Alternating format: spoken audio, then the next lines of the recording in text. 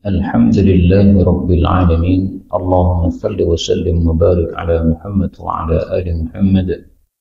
اللهم انفعنا بما علمتنا وعلمنا ما ينفعنا وزدنا علما وبارك لنا في علمنا وارزقنا الإخلاص في القول والعمل كاملا وعلما نافعا لا ينسى وتوفيقا دائما وصحة ويقينا وعافية. اللهم افتح لنا كل خير آمين يا رب العالمين. Alhamdulillah kaum muslimin rahimani wa rahimakumullah. Kita lanjutkan pengajian kitab Al-Jami' Shaghir karya Al-Hafidh As-Suyuti wafat 911 Hijriah, dan kita sudah sampai pada hadis 3421. Faqala al-muallif rahimahullah ta'ala ruwiya an Rasulillah sallallahu alaihi wasallam qala Thalathun, ada tiga perkara, man barang siapa yang kunna fihi, adalah tiga perkara itu ada pada dirinya. Fa inna Allah ta'ala, maka sesungguhnya Allah ta'ala yaghfiru lahu, mengampuni baginya ma siwa dzalika, apa-apa yang selain itu. Yang pertama adalah man mata, barang siapa yang mati la yusyriku billahi syai'a, tidak mensekutukan terhadap Allah sesuatu pun. Yang kedua, walam yakun sahira, dan dia bukan seorang penyihir, yatba'u sahara, yang mengikuti para penyihir. Yang ketiga, walam yahqid, dan dia tidak dengki ala akhihi, terhadap saudaranya, yaitu sesama muslim. Hadis ini diriwayatkan Bukhari dalam Adabul Mufrad, dan derajatnya diperselisihkan ulama. Hadis ini menghasung kita meninggalkan tiga hal. Yang pertama, jangan syirik, karena siapa yang mati dalam keadaan syirik tidak mungkin diampuni dosanya oleh Allah Subhanahu wa taala. Yang kedua, jangan mengikuti sihir atau melakukan sihir, karena sihir termasuk perbuatan kafir sebagaimana disebutkan pada surat Al-Baqarah. Yang ketiga, jangan dengki kepada saudara sesama muslim. Nah, kata Imam Ghazali bahwasanya orang yang debat itu pasti di dalam hatinya ada perasaan hiqat atau dengki atau permusuhan kepada orang yang dia debati. Karena itu jangan debat. Sebisa mungkin tinggalkan perdebatan. Tampaknya kelihatannya senyum setelah debat, tetapi ternyata hatinya sebenarnya mengandung permusuhan. Itu termasuk hiqat di sini, nggak boleh. 422. Salasun, ada tiga perkara. Man barang siapa yang kunna fihi, adalah tiga perkara itu ada pada dirinya. Fahiya raji'atun, maka dia itu kembali ala sahibiha, kepada pelakunya. Maksudnya menjadi bumerang terhadap pelakunya. Yang pertama adalah al-baghyu, zalim, atau melampaui batas dalam kezaliman, wal makru, dan berbuat makar, wan naqsu, dan merusak perjanjian. Ini hadis memang dhaif ya, tetapi kita temukan dalilnya dalam Al-Quran. Apa kata Allah Subhanahu wa ta'ala? Faman nakatha fa innama yankuthu ala nafsih. Barang siapa yang merusak janji, maka tiada lain dia merusak janji, akibat buruknya kembali kepada dirinya sendiri. Makar juga begitu. Wala yahiqul makrus sayyi illa bi ahlih. Pada surat Fatir ayat 43. Dan tidaklah makar yang buruk itu kecuali akan menimpa terhadap pelakunya sendiri. Nah, sudah kita temukan dua ya. Nakaf, makar, sama baghyun. Apakah baghyun ada dalilnya? Ada juga. Allah Subhanahu wa ta'ala mengatakan dalam Al-Quran, ya ayyuhan nas innama baghyukum ala anfusikum. Wahai seluruh manusia, sesungguhnya tiada lain kezaliman kalian itu akan kembali kepada diri kalian sendiri, yaitu akan menjadi bumerang terhadap diri kalian sendiri. Ini surat Yunus ayat 23. Maka tiga hal ini sebenarnya ada dalilnya dalam Al-Quran, meskipun hadisnya tadi dhaif. terutama yang baghyun ini sudah sering saya bacakan hadis yang menunjukkan bahwa siapa yang zalim kepada orang lain, Allah segerakan hukumannya di dunia sebelum di akhirat. Rasul sallallahu alaihi wasallam bersabda, babani muajjalani uqubatuhuma fid dunya. Ada dua pintu yang disegerakan hukumannya di dunia. Yang pertama adalah al-baghyu zalim, yang kedua adalah al-uququ, durhaka kepada orang tua. Hadis riwayat Hakim sahih. Kemudian 423, salasun, ada tiga perkara. Man, barang siapa yang kunna fihi, adalah tiga perkara itu ada pada dirinya, maka istaujaba, dia pasti mendapatkan as-sawaba, pahala dari Allah Subhanahu wa taala. Wastakmala, dan dia sudah menyempurnakan al-imana, imannya kepada Allah Subhanahu wa taala. Apa saja itu? Yang pertama, khuluqun, akhlak, yang bihi, yang dia hidup dengan akhlak tersebut, finnasi, di tengah-tengah manusia. Jadi hidup sama manusia itu perlu akhlak, Pak. Kenapa? Manusia itu bermacam-macam, ada yang baik, ada yang jelek, ada yang keras, ada yang lunak. Nah, kalau kita tidak bisa bergaul dengan manusia dengan akhlak, nanti bertengkar terus kita dengan manusia, maka perlu akhlak. Yang kedua, wara'un, dan sikap wara' yahjuzuhu, yang mencegah dia an maharimillahi ta'ala, dari perkara-perkara yang diharamkan oleh Allah Ta'ala. Wara' itu artinya menjaga diri, yaitu dari yang haram dan yang syubhat. Wara'.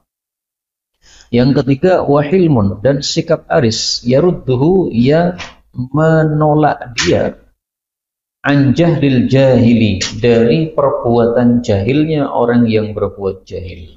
Maksudnya dia punya sikap aris yang menyebabkan dia tidak membalas kejahilan dengan kejahilan. Seperti Rasulullah itu dijahili orang, beliau tidak membalas. Beliau diejek orang, beliau diam saja, nggak membalas. Anggap saja ini orang bukan mengejek saya, tadi ngejek orang lain. Karena nama saya Muhammad, dia memanggil nama Mudzammam. Ya, Muhammad itu terpuji, Mudzammam itu tercela. Berarti dia tidak sedang ngejek saya. Nah, ini Rasulullah berarti sudah memiliki sikap hilm, tidak membalas kebodohan orang yang bodoh. Sayyidina Abu Bakar As-Siddiq sedang duduk bersama Nabi SAW. Datang seseorang kemudian mengata-ngatai Abu Bakar, menuduh Abu Bakar, beliau diam. Nah, ini namanya tidak melayani orang yang berbuat bodoh. Jadi orang bodoh itu jangan dilayani dengan kebodohan. Biarkan kebodohan yang pada dirinya sendiri tidak merembet pada diri kita. Karena kalau kebodohannya merembet kepada kita, itu yang senang setan. Setan berhasil mengganggu dua orang. Yaitu orang yang pertama tadi yang mengganggu kita, kemudian orang yang kedua yaitu kita sendiri yang termakan oleh gangguannya. Meskipun hadis ini derajatnya dhaif ya, tetapi isinya bagus. 24. Salasun, ada tiga perkara. Man, barang siapa yang kunna fihi, adalah tiga perkara itu ada pada dirinya. Awahidatun, atau satu saja dari tiga perkara ini. Falyatazawwaj, maka silahkan menikahi minal huril ain, dari bidadari surga, haitsu syaa, kapanpun dia inginkan. Atau haitsu itu boleh diartikan kapanpun, boleh diartikan dimanapun. Tapi ini ditafsiri oleh para ulama, maksudnya bebas dia menikahi hurun ain berapapun.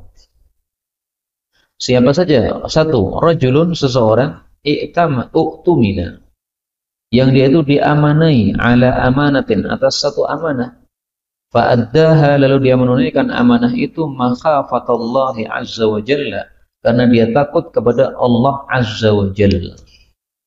Amanah itu adalah semua hak orang lain yang wajib kita tunaikan kepadanya, itu namanya amanah. Titipan itu amanah, karena itu haknya orang lain. Maka seorang pejabat korupsi berarti tidak amanah, karena tidak menyampaikan hak kepada orang lain. Yang kedua, warajulun, dan seseorang khalla, dia membebaskan an qatilih, dari orang yang sudah membunuh dia. Maksudnya gini, seseorang dibunuh oleh seseorang tapi belum mati, ya. Dia masih hidup tapi hampir mati. Nah, setelah dia mengetahui, oh ternyata yang membunuh saya orang itu, sudah saya maafkan dia. Nah, itu namanya khalla an qatilih. dia melepaskan orang yang membunuhnya. Dia tidak menyuruh orang yang membunuhnya tadi untuk dikisos, tapi dimaafkan, dilepaskan. Cukup mengganti mengganti diatnya atau ganti ruginya. Itu berarti sudah melepaskan.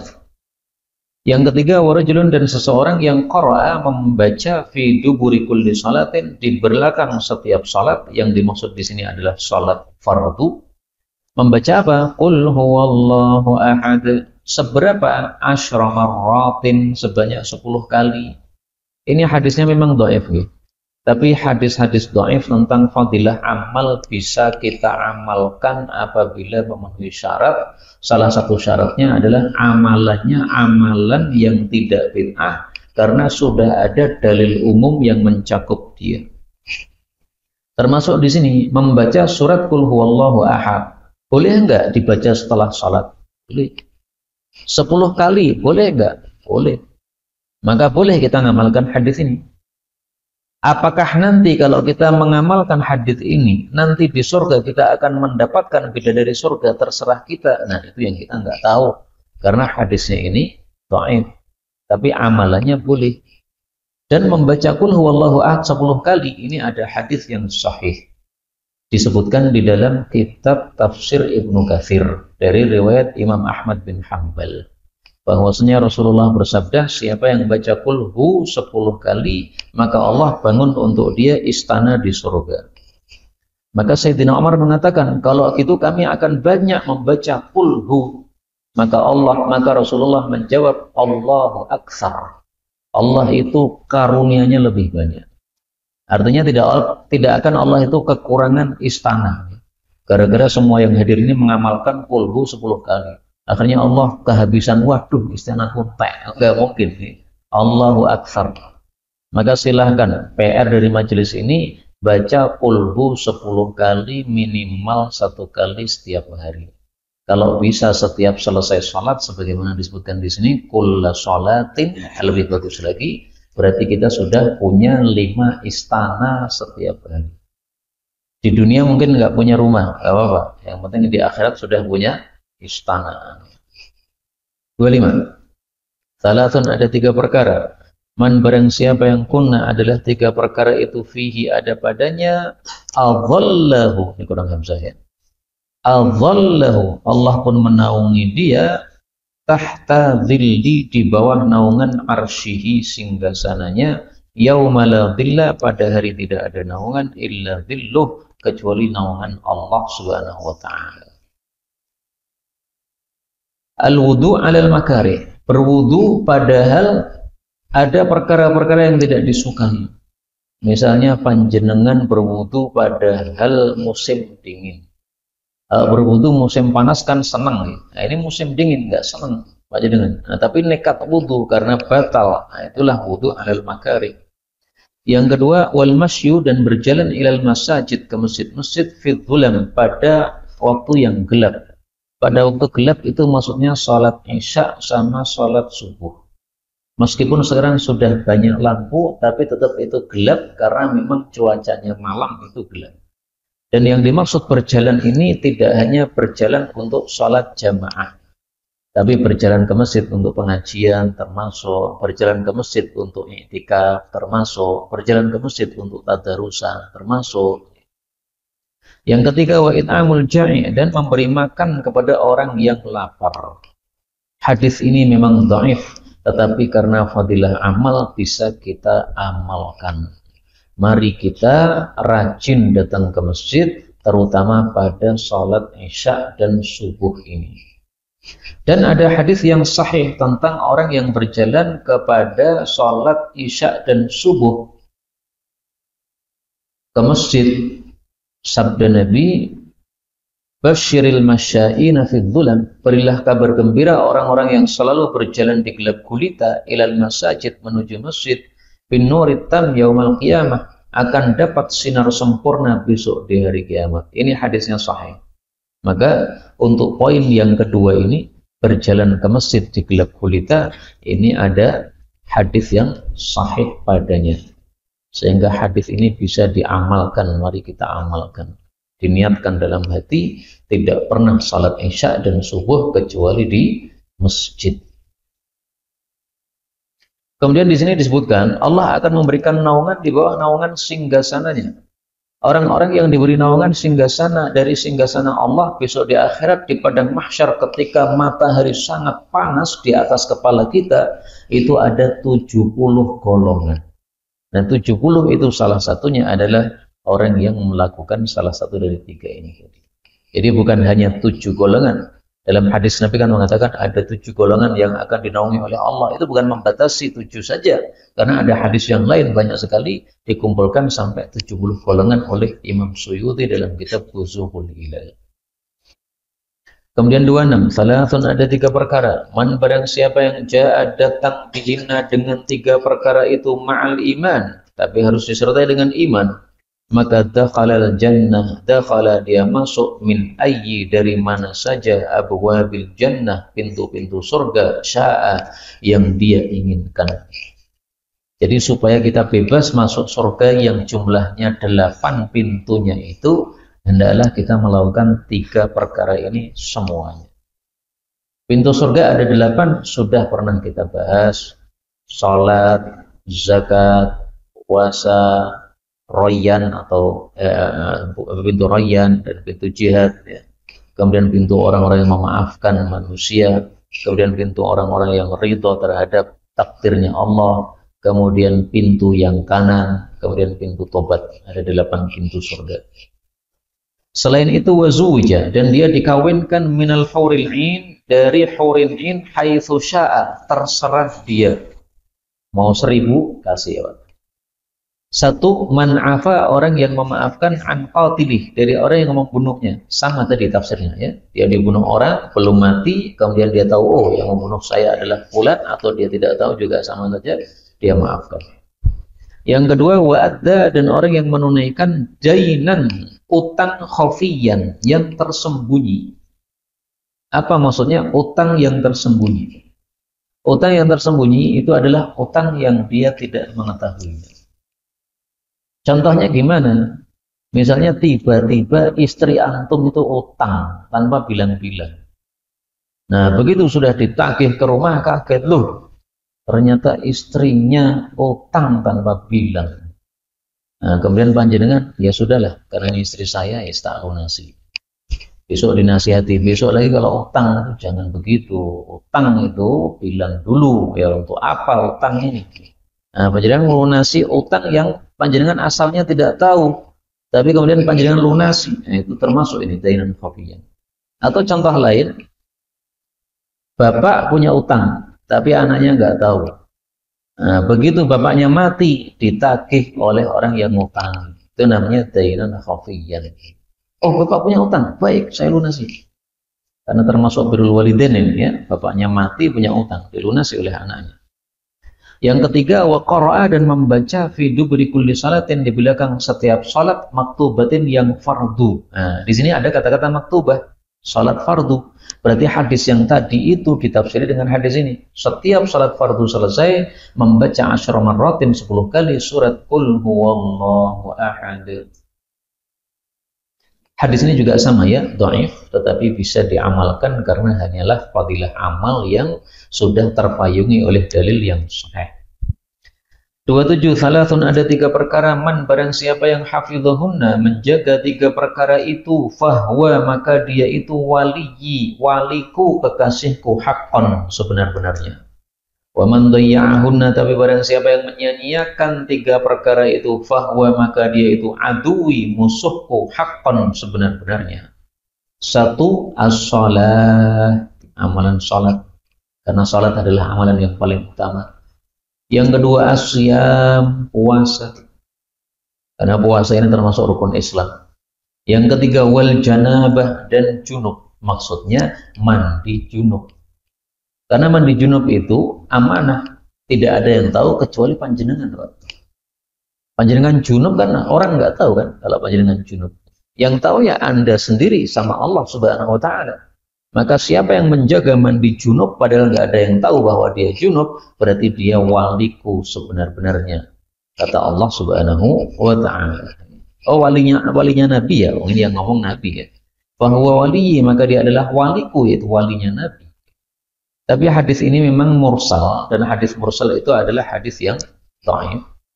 Dan kata-kata musuhku ini, ya, ini bisa dua makna. Kalau dia menyia-nyiakan sholat atau puasa atau mandi junub, tapi dia masih mengakui itu adalah wajib, ini berarti dia akan disiksa oleh Allah. Itu makna musuhku. Tapi kalau dia melakukan perkara tadi, ya, meremehkan sholat, puasa, dan mandi junub, dalam keadaan menghalalkannya, ini nggak apa-apa. Sholat kadang-kadang itu nggak apa-apa, sholat itu nggak wajib, sakarepku dewi. Nah, itu berarti musuh Nabi dengan makna yang hakikat, yaitu kafir. Musuhnya Nabi itu apa? Kafir. Karena manusia cuma ada dua, ada muslim, ada kafir. Kalau muslim berarti temannya Nabi, kalau musuh Nabi berarti kafir. Nah, maka di sini dimaknai hakikatnya yaitu kafir kalau dia menghalalkan peremehan terhadap tiga amal tersebut. 28. Salasun, ada tiga perkara, man fa'alahunna, barang siapa yang melakukan tiga perkara itu, faqad ajram, maka sungguh telah berbuat dosa.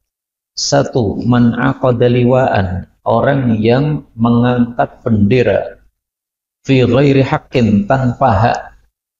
Kata-kata mengangkat bendera ini adalah ungkapan orang Arab, yaitu mengadakan peperangan. Kalau bahasa Indonesia mungkin menabuh genderang perang. Apakah itu harus ada tabuhan? Nggak harus. Tapi biasanya memang perang itu pakai tabuhan. Kemudian perang aqadaliwaan, mengangkat bendera. Apakah harus mengangkat bendera? Enggak. Tapi biasanya memang perang itu ada benderanya.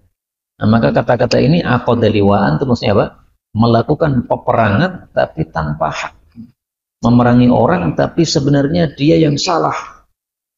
Misalnya serempetan sama seseorang, kemudian raprimo, akhirnya ngajak seluruh teman-temannya untuk mengkeroyok sekampung itu. Ini apa-apaan kayak begini? Perang kok tidak tanpa hak kayak begini? Yang kedua, au'aqqa, atau dia itu durhaka walidayhi, kepada kedua orang tuanya. Yang namanya orang tua itu yang melahirkan kita. Baik itu bapak ibu, maupun kakek nenek, maupun ke atasnya. Karena semua itu yang ke atas, itu yang penyebab kelahiran kita. Yang ketiga, aumasya, atau dia berjalan ma'adzalimin, bersama orang zalim, liyang surah, untuk menolong si zalim tadi. Nah, siapa yang melakukan salah satu dari tiga ini, berarti dia sudah berbuat dosa, sudah termasuk mujrimin. Sementara Allah Subhanahu wa Ta'ala mengancam orang-orang yang al-mujrimin di dalam Al-Quran. Apa kata Allah Subhanahu wa Ta'ala? Allah mengatakan, wala yuraddu ba'suhu 'anil qaumil mujrimin. Tidak akan bisa ditolak siksaan Allah terhadap orang-orang yang mujrim, yang melakukan perbuatan dosa. Jadi kata-kata ini maksudnya adalah ancaman dari Nabi SAW. Siapa yang melakukan ini, Allah sudah siap kirim dosa, kirim siksa kepadanya. Tapi memang hadis ini derajatnya juga dhaif. 29. Salasun, ada tiga perkara, man fa'alahunna, barang siapa yang melakukan tiga perkara tadi, atau qasaum, pasti mampu untuk puasa. Mampu itu maksudnya mudah, puasanya jadi gampang, nggak susah. Maka nanti kalau puasa Ramadan ingat-ingat tiga ini ya. Satu, man akala, makan qabla ayyashrab, sebelum minum. Jadi makan baru minum. Setelah makan minum, insya Allah panjenengan kuat puasa, mudah puasa. Yang kedua, tasahhara, makan sahur. Jadi sahur itu meskipun sunnah, sepakat para ulama bahwa sahur itu sunnah, tapi jangan ditinggalkan. Karena sahur itu menyebabkan munculnya kekuatan. Bahkan ada seseorang mengatakan, saya sudah 10 tahun sahur itu cuma 5 atau 10 butir kurma. Ternyata cukup. Sahurnya kurma 5 butir sama air putih. Kok bisa cukup? Kok bisa kuat? Yang memunculkan kekuatan siapa? Ya Allah. Karena Rasulullah bersabda bahwasanya sahur itu mubarak, diberkahi. Nah, berkahnya salah satunya itu dimunculkan kekuatan itu. Tapi kalau nasi, 5 butir nggak mencukupi mungkin. Beda antara nasi 5 butir dengan kurma 5 biji. Karena kurma ini kekuatannya memang lebih daripada yang lain. Yang ketiga, waqala, dan dia istirahat siang. Namanya qailulah. Jadi qala itu kadang-kadang diartikan berkata, kadang-kadang diartikan qailulah. Makanya ada ungkapan ini termasuk teka-teki. Man qala tahta syajaratin batala wudu'uhu. Apa maknanya? Kalau orang nggak paham qala itu artinya qailulah, dia akan mengartikan siapa yang berkata-kata di bawah pohon wudunya batal. Loh, kok bisa ngomong di bawah pohon wudunya batal? Oh, nggak begitu. Qala itu qala di sini, tidur qailulah. Siapa yang tidur qailulah di bawah pohon, maka batal wudunya. Kenapa? Karena tidur di bawah pohon biasanya angler. Kalau sudah angler berarti wudunya batal. Nah, maka 3 ini menyebabkan orang puasa jadi kuat puasa. Sahur, kemudian minum setelah makan, kemudian istirahat siang. Hadisnya dihasankan oleh Suyuti. 30. Salatun, ada 3 perkara, man barang siapa yang fa'alahunna melakukan 3 perkara itu thiqatan billah, karena percaya kepada Allah, wahtisaban, dan karena mengharap pahala, maka kana haqqan, adalah pasti Allah Ta'ala, bagi Allah Ta'ala, ayyu'inahu, untuk membantu dia, wa ayyubarika lahu fih, dan bahwasanya dia Allah memberkahi untuknya. 1. Man sa'a, orang yang berusaha fi fikaki, untuk memerdekakan raqabatin, seorang budak, thiqatan billah, dalam keadaan dia percaya yakin kepada Allah, wahtisadaban, dan mengharap pahala Allah. Karena haqqan 'ala Allah, maka pasti bagi Allah Ta'ala ayyu'inahu, Allah akan membantu dia, wa ayyubarika lahu, dan akan memberkahi dia. Tapi sekarang sudah nggak ada budak, Pak. Ya sudah, nomor 2. Waman, dan barang siapa yang tazawwaja, menikah thiqatan billah, karena yakin kepada Allah, wahtisaban, dan mengharap pahala dari Allah, maka pasti Allah akan membantu dia dan memberkahi dia. Nah, mari rame-rame nikah setelah ini. Yang belum nikah maksudnya. Yang ketiga, waman ahya, dan barang siapa yang menghidupkan ardhan mayyitatan, tanah yang mati. Tanah mati itu tanah yang tidak ada pemiliknya dan tidak ada yang memakai. Itu namanya tanah mati. Kalau ada pemiliknya, meskipun tidak ada yang memakai, bukan tanah mati. Atau tidak ada pemiliknya, tapi sudah ada yang mendahului memakai, bukan tanah mati. Siapa yang menghidupkan tanah mati, thiqatan billah, karena yakin kepada Allah dan mengharap pahala Allah, maka pasti Allah itu akan membantu dia dan memberkahi dia. Islam itu tidak suka adanya sesuatu yang mubazir. Makanya dalam Islam ini dihasungkan kalau ada tanah mati itu dihidupkan, ditanami supaya bermanfaat. Ketika kita menanami tanah yang mati, kemudian ada burung makan dari tanaman itu, pahala ngalir sama kita. Atau ada orang lewat kemudian metik buahnya, pahala ngalir sama kita. Atau ada lalat yang nempel di buahnya tersebut, ngambil sesuatu dari buahnya tadi, ya, itu berpahala bagi kita. Makanya dikatakan di sini ihtisaban, sambil mengharap pahala dari Allah Subhanahu wa Ta'ala. Segala sesuatu lakukan dengan mengharap pahala dari Allah. Ini dihasankan Suyuti. 431. Salatun, ada 3 perkara, man utiyahunna, barang siapa yang diberi 3 perkara itu, faqad utiya, berarti sudah diberi, mislama utiya ala Dawud, seperti yang telah diberikan kepada keluarga Nabi Dawud alaihi salatu wassalam. Maksudnya apa? Dia sudah diberi sifat syukur kepada Allah Subhanahu wa Ta'ala, karena Allah memberikan kepada keluarga Nabi Dawud sifat syukur, sebagaimana disebutkan oleh Allah Subhanahu wa Ta'ala dalam Al-Quran pada surat Saba ayat 13. I'malu ala Dawud syukra, beramallah kalian wahai keluarga Nabi Dawud untuk bersyukur. Nah, maka mereka adalah orang-orang yang ahli syukur. Demikian ditafsirkan oleh para ulama untuk hadis ini. 1. Al-adl, adil fil ghadab, baik ketika marah, war ridho, maupun ketika hatinya ridho. Jadi marah tetap harus adil. Biasanya orang itu kalau sudah marah, adilnya hilang.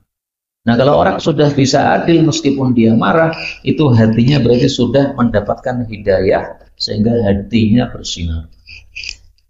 Yang kedua, wal qasd, dan sedang-sedang, tidak foya-foya. Fil fakri, pada saat fakir, wal ghina, maupun pada saat kaya. Jadi meskipun uangnya banyak, jangan berlebihan, tetap sedang-sedang. Pakai baju ya sudah normalnya baju saja lah. Gak usah baju 1 juta untuk apa?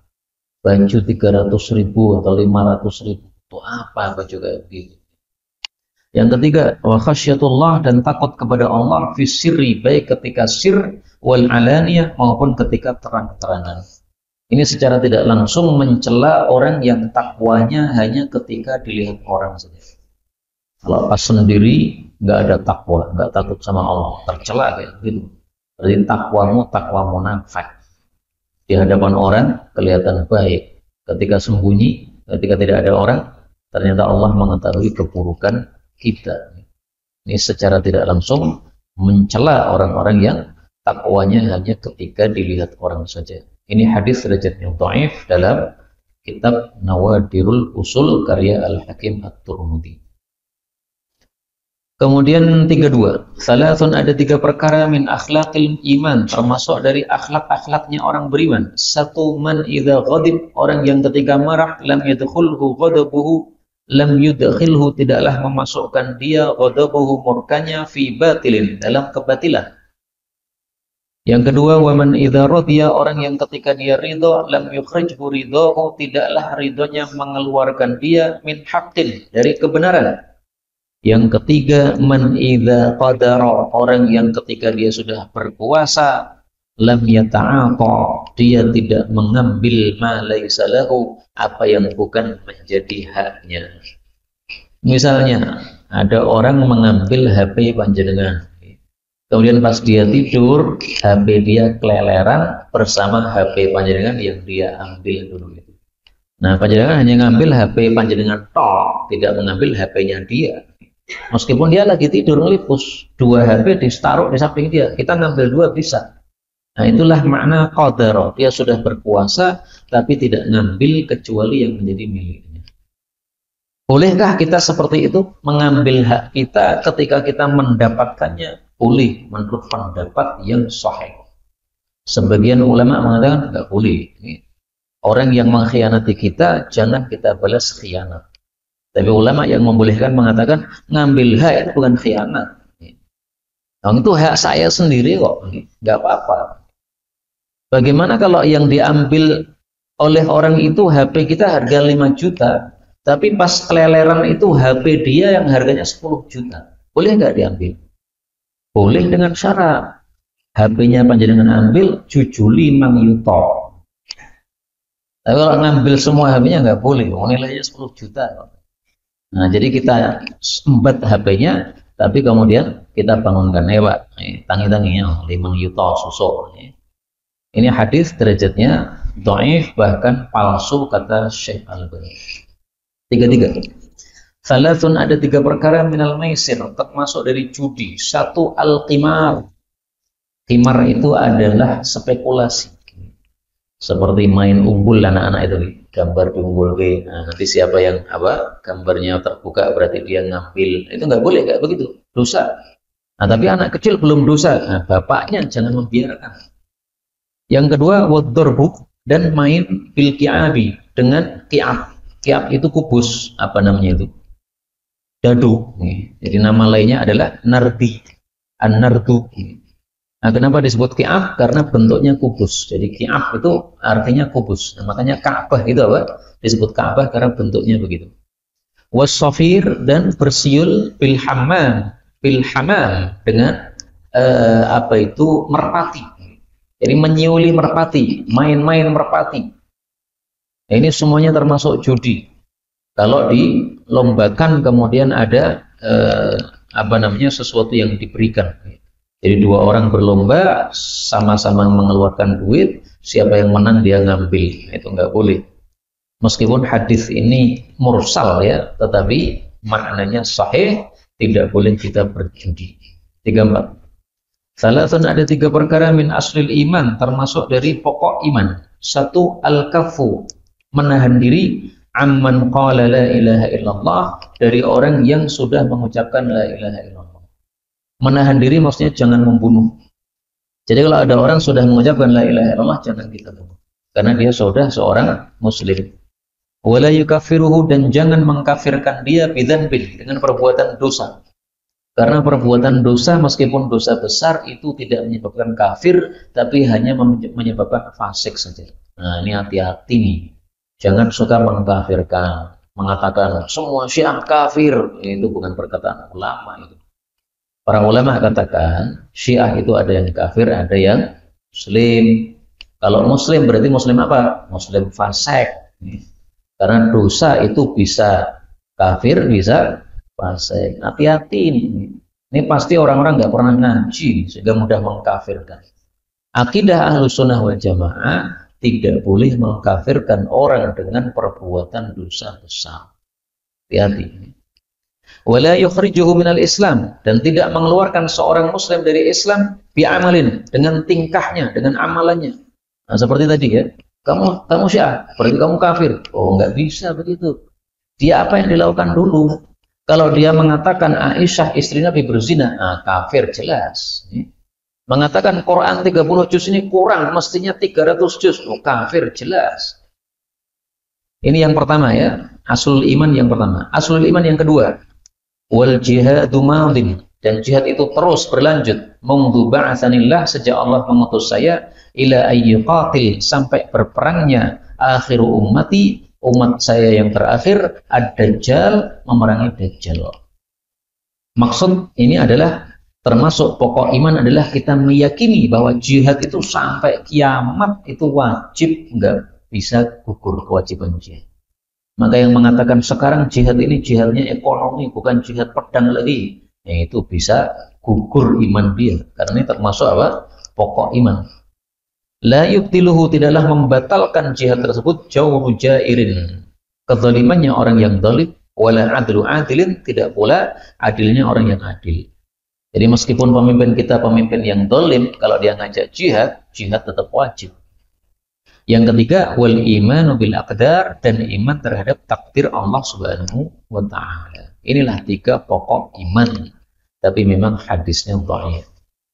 35. Salatun, ada 3 perkara minal jafa, termasuk bodoh. 1, ayyabular rajul, bahwa seseorang kencing qaiman, berdiri.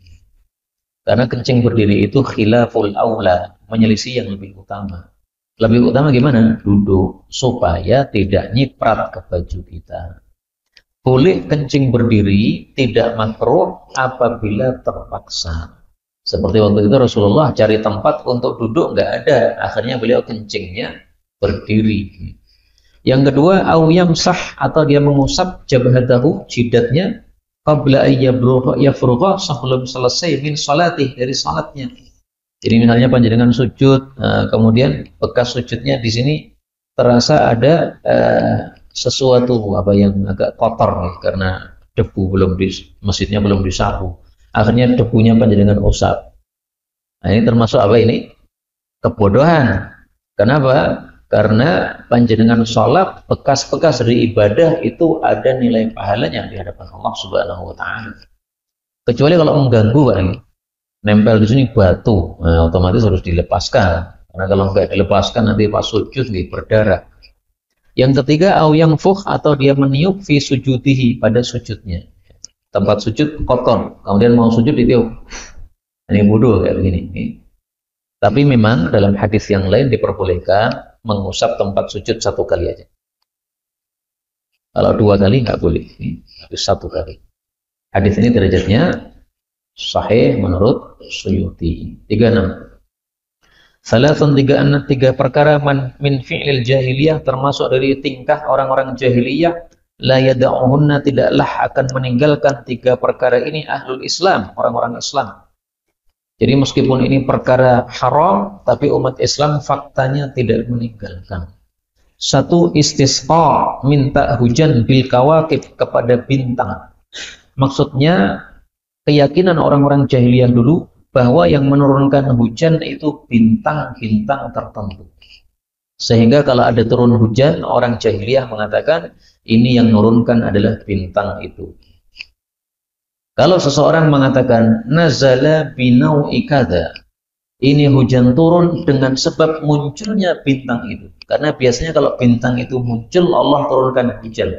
Itu masih boleh, tapi kurang bagus. Kenapa? Karena kalimatnya menyerupai kalimatnya orang kafir. Paling bagus kita mengatakan Allah turunkan hujan kepada kita.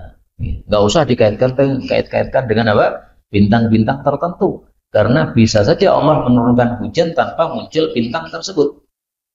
Yang kedua, wata'nun, dan mencela fin nasab, pada nasab. Itu mencela nasab orang, mengatakan ini nasabnya putus, seperti yang terjadi sekarang ini. Itu Ba'alawi itu Habib-Habib Indonesia itu palsu semua itu, nasabnya putus. Itu ta'nun fil nasab itu. Makanya sesuai sabda Nabi, ini tingkah jahiliyah, tapi umat Islam tidak pernah berhenti dari melakukannya, terbukti. Yang ketiga, wan niyahah, dan meratapi alal mayyit, atas kematian orang mati. Enggak boleh. Bolehnya menangis biasa, kalau teriak itu baru meratapi namanya. 37. Salatun, 3 perkara minal kufri billah, termasuk kafir kepada Allah. Yang dimaksud kafir ini kafir nikmat. 1. Syaqqul jaib, merobek baju. Jaib itu adalah belahan baju yang didadai. Ini biasanya dilakukan oleh orang-orang jahiliyah ketika mendapatkan musibah tapi nggak terima. Ada orang mati, kemudian bajunya dirobek. Yang kedua, wan niyahah, dan meratap. Meratap itu teriak-teriak, jengor-jengor ketika ada orang mati. Yang ketiga, wa ta'nu fin nasab, mencela nasab orang. Ini hadisnya meskipun derajatnya dhaif, tapi dikuatkan hadis sebelumnya tadi. 38. Salasun, ada 3 perkara min na'imid dunya, termasuk nikmat dunia. Wa in kana, meskipun adalah la na'ima laha, tidak ada nikmat di dunia. Maksudnya tidak ada nikmat yang hakiki di dunia. Semua nikmat dunia itu fana saja. Kalau nikmat hakiki ya di surga. 1 adalah markabun, kendaraan, wati'un, yang cepat. Wati'un itu adalah layyinun sari'un, ya. Mudah ditunggangi, cepat tunggangannya. Gampangannya kalau sekarang, kendaraan yang tidak rusak-rusak dan tidak macet-macet. Nah, itu berarti sudah dapat nikmat, Pak. Meskipun usianya sudah tua, ya, tapi kalau panjenengan naiki kok lancar, lancar ya, wanti itu kalau bahasa kita, Pak, lancar, ya, itu berarti sudah nikmat dunia. Syukurilah nikmat itu. Bahkan saya sering, Pak, melihat orang itu naik mobil bagus tapi macet di jalan. Sampai dalam hati saya bilang ya, mending mobilku tua ora macet. Mobil jenengan C6 tapi macet. Nah, lebih mending lagi kalau 6 tur ora macet. Tapi faktanya banyak mobil-mobil muda macet, Pak. Maka kalau motor kita tidak macet itu sudah nikmat sudah. Yang kedua, mar'atus shalihah, istri yang shalihah. Definisi solehah sudah dulu ya. Orang yang melakukan 2 kewajiban. Kewajiban kepada Allah dan kewajiban kepada makhluk. Nah, itu namanya solehah. Maka istri solehah itu istri yang melakukan kewajiban kepada suaminya, kewajiban kepada anak-anaknya. Pokoknya semua kewajiban atau haknya manusia dia lakukan. Itu namanya soleh. Yang ketiga, wal manzilul wasi', dan rumah yang longgar. Nah, kata-kata longgar ini jangan disalahpahami. Wah, berarti rumah harus besar. Tidak. Karena buktinya rumah Rasulullah itu rumahnya semuanya kecil-kecil, nggak ada yang besar.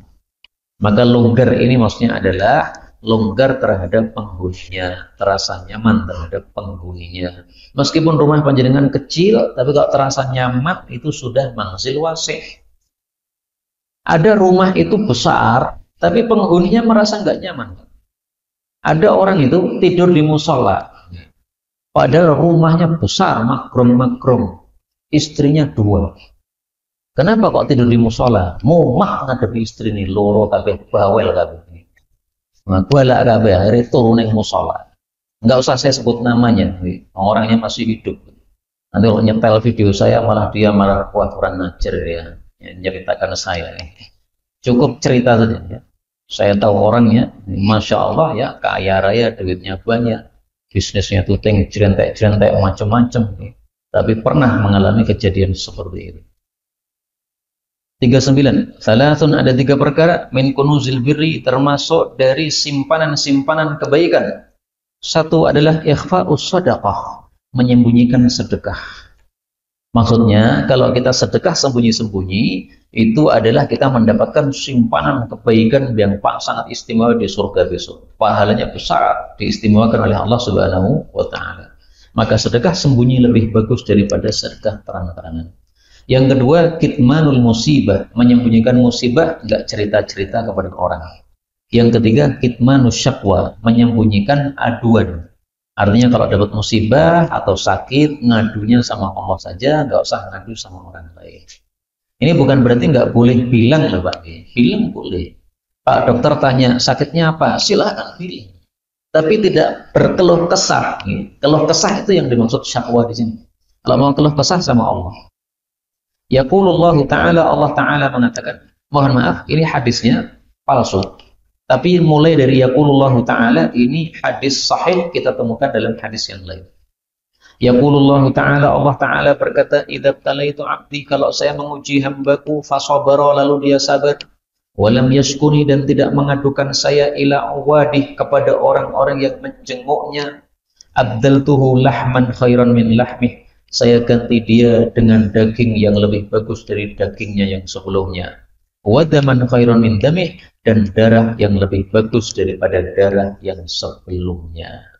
Nah, ini kita temukan riwayatnya sahih di dalam Mustadrak Hakim, tetapi dari hadisnya Abu Hurairah, bukan dari hadisnya Anas bin Malik.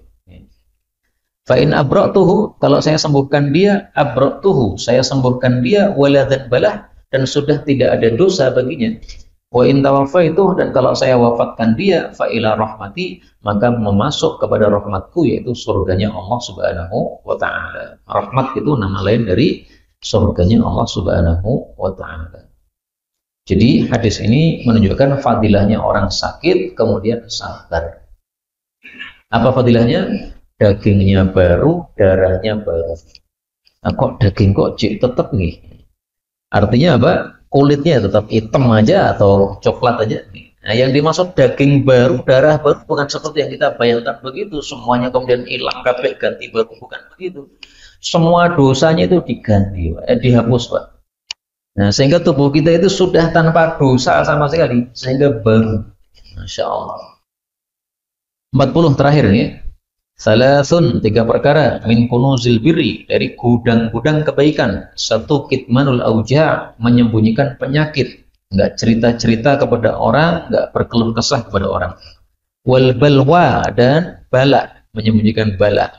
Yang ketiga, wal musibah, dan menyembunyikan musibah-musibah. Musibah itu segala sesuatu yang tidak kita sukai, itu namanya musibah. Kemudian supaya sabar, definisi sabar gimana? Waman bassa, dan barang siapa yang menyebar-nyebarkan berita, lam yasfir, berarti enggak sabar. Wah, aku lorong jajan rangka karuan sampai resok tulu 3 hari. Nah, nyebar-nyebarkan begitu, itu enggak sabar. Makanya kalau pas kita sakit ditanya orang, ucapkan saja alhamdulillah. Nggak usah cerita-cerita yang menunjukkan bahwa sakitnya dahsyat. Wah, sampai resok tua, kalau telung dina, enggak usah begitu. Alhamdulillah, malam ini bisa tidur. Nah, kita aja ceritakan yang baik-baik, supaya kita tidak termasuk yang ini. Man bassa lam yasbir. Siapa yang menebar-nebarkan berita sakitnya itu berarti tidak sabar berarti. Wallahu a'lam bishawab, walhamdulillahi rabbil alamin.